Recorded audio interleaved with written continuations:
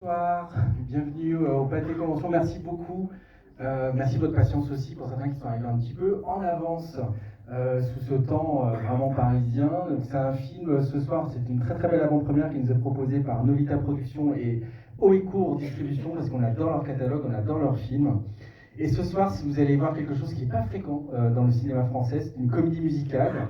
Alors une comédie musicale réalisée par Diastème, mise en musique par le grand Alex Baupin, qui se passe sous la neige et qui sort le jour de Noël. Si c'est pas du bonheur, je sais pas à quoi ça ressemble. En tout cas, c'est cadeau.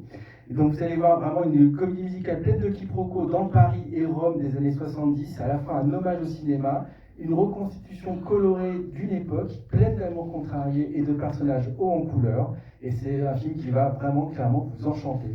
Et pour en parler, je vous demande d'accueillir une partie de l'équipe du film, l'auteur-réalisateur Diastème, qui est accompagné par le co-scénariste et metteur en musique, le grand Alex Baupin, et qui est accompagné par le comédien qui ne sera pas doublé dans le film, William Lekil.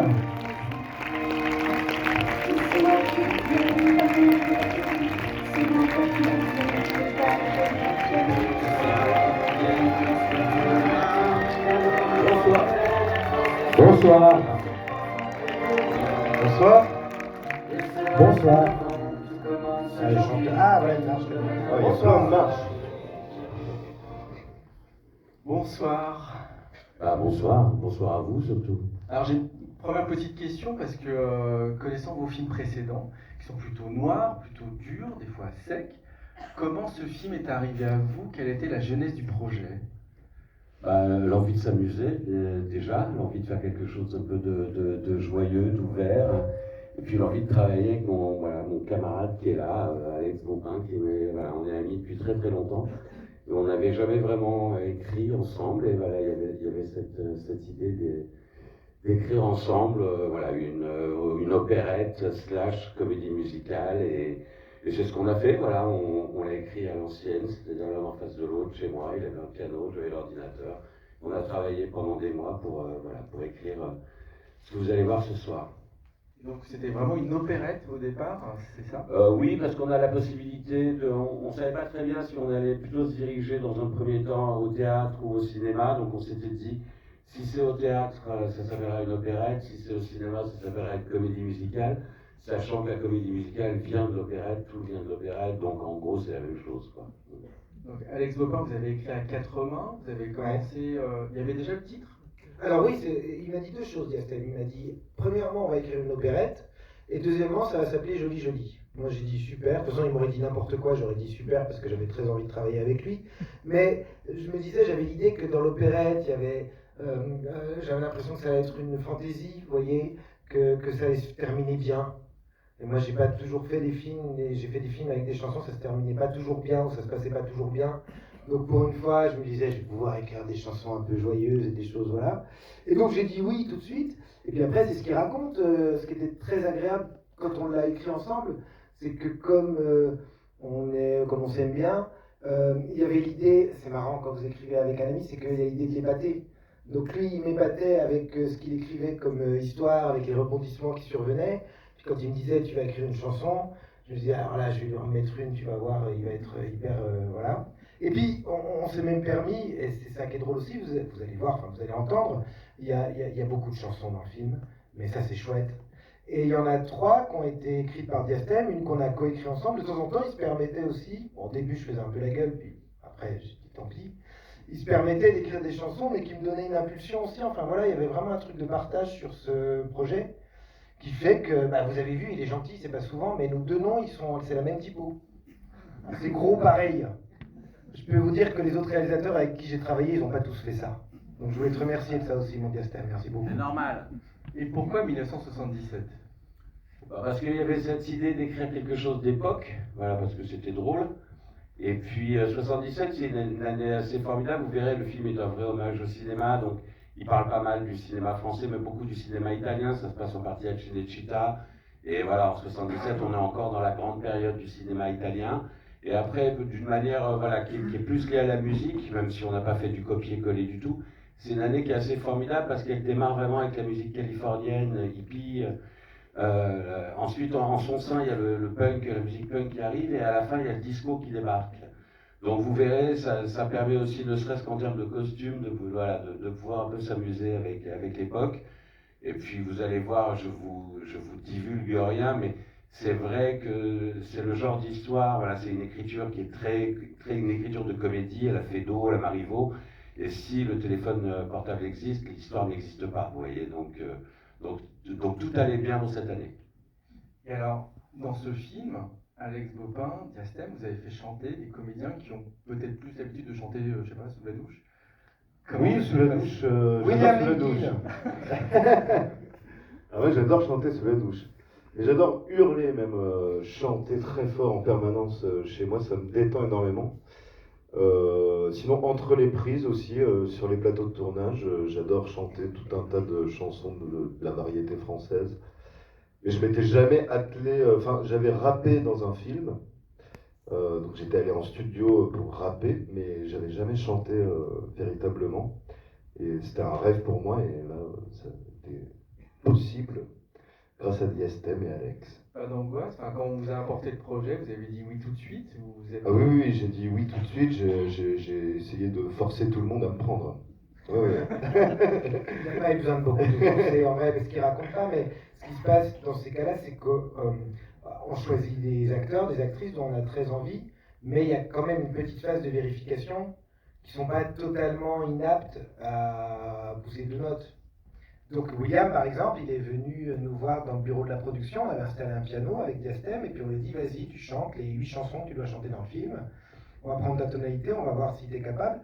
Au début, il était un peu, là il fait le malin, au début il était un peu comme ça avec ses feuilles. J'ai la feuille qui tremblait. Et puis je lui ai dit, il faut se détendre, parce que dès qu'il a ouvert la bouche, en vrai, hein, c'est pas du tout pour le flatter, mais on a compris avec Diastème que ça allait être un formidable chanteur, avec du travail, mais il avait déjà... la voix, l'envie, enfin un truc qui faisait que moi j'étais très épaté tout de suite. On était très enthousiaste avec Diastème. Quand il est parti, on lui a jamais dit, mais on a dit c'est bon. Celui-là, qui a un rôle important en termes de chansons, qui est peut-être le rôle le plus important en termes de chansons avec Clara Luciani et Laura Felpin, il fallait quand même un mec qui soit au niveau. On a dit celui-là, on l'a, c'est bien, pour le reste, ça va bien se passer, quoi. Et, mais c'est quand même une gageure de faire chanter des comédiens, c'est pas la même chose que faire chanter des chanteurs. Comment c'est venu à vous? Est-ce que ça a été différent? C'est le premier rôle de Clara Luciani. Clara, c'était un peu exactement l'inverse de William, c'est-à-dire qu'on ne se posait pas du tout quand elle a lu le scénario, elle a voulu faire le rôle, voilà, elle avait cette réserve-là de la comédie, c'est-à-dire qu'avec Clara, on ne se posait pas du tout la question du chant, là, pour le coup, mais par contre, elle se posait la question de la comédie, et ça a été exactement la même chose, et en même temps l'inverse absolu avec William, c'est-à-dire qu'on a commencé à se mettre dans une pièce avec le texte et à lire, et au bout de 5 minutes, on s'est rendu compte qu'elle allait être absolument formidable, et sur le plateau, il n'y avait pas de différence en fait entre Clara qui est une chanteuse, ou José, ou William, ou Grégoire, voilà, tout le monde était traité à la même enseigne, et tout le monde était remarquable. Alors j'ai une autre chose qui est vraiment incroyable dans le film, c'est la colorimétrie, l'image qui est incroyablement belle, et les décors, et l'orchestre que vous avez utilisé, Alex Bopin, avec les cuivres, donc vous avez quand même vu les choses en grand, en technicolor. C'est venu à vous tout de suite au moment de l'écriture? Comment c'est arrivé à vous, la chorégraphie, la direction de la photo?